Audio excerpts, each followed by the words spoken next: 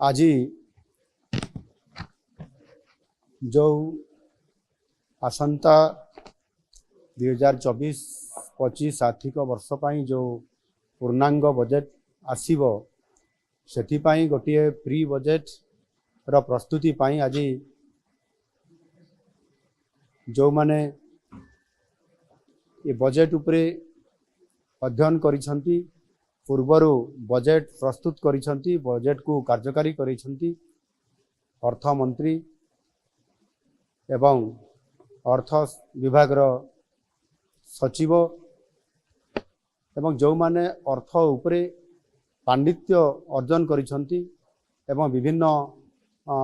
ये अर्थ संबंधी अनुष्ठान संपुक्त अछंती समानंको आज डका जाइथिला। आपण माने जानती आम सरकार प्रथमरु ही लोकंक सरकार भावरे साधारण जनतांकर मतामत को गुरुतर दे आसी 2024 आर्थिक वर्ष पर साधारण बजेट आगामी 25 तारीख रे विधानसभा रे उपस्थापित हेबार ये कार्यक्रम अछि। आमर बजेट टी जेपरी वास्तव रे लोकंकर बजेट हेकरी लोकंक पाखरे उपस्थापना हो पारिबो समस्तंकर आशा आकांक्षा को प्रतिफलित करि पारिबो सेथिपाई ए उद्यम जारी रहिछि। आउ एथिपाई मध्य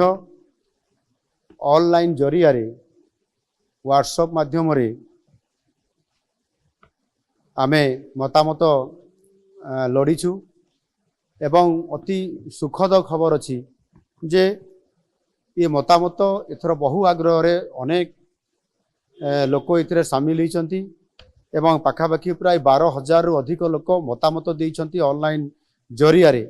जहा कि पूर्व वर्ष मानक तुलना रे ये 6 गुण अधिक लोकंक एपरी व्यापक अंशग्रहण आम पाई बहुत बड़े गोटे उत्साहजनक। आज मध्य ए प्री बजेट रो ई प्रस्तुति बैठक रे पाखापाखि प्राय 150 रु अधिक लोक विज्ञ लोक एटी उपस्थित थिले। समानक भितर अनेक जहाँ मु कहली अर्थ संबंधी विभिन्न विभाग विशेषज्ञ